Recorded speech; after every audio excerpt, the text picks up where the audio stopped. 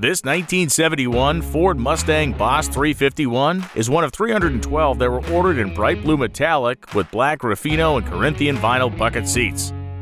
This beautiful Boss was restored 17 years ago and is powered by its numbers-matching Boss 351 cubic inch Cleveland V8 paired with a Hurst 4-speed manual transmission.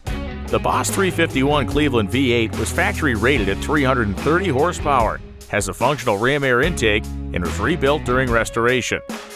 The two-spoke steering wheel frames a 120 mile/hour speedometer, an 8,000 RPM tachometer, and a fuel level gauge. The car was optioned with auxiliary gauges for oil temperature and voltage. Equipped with a factory ram air hood and pins, front and rear spoilers, color-keyed dual racing mirrors, chrome bumpers, Argent accents and stripes, it's a looker of a Mustang. This Mustang Boss 351 is a true head-turner and will be sure to draw many thumbs up as you pound the boulevard or the local cruise in. Classic muscle cars like this Boss 351 are getting harder to find, and they're sure to add value to any collection.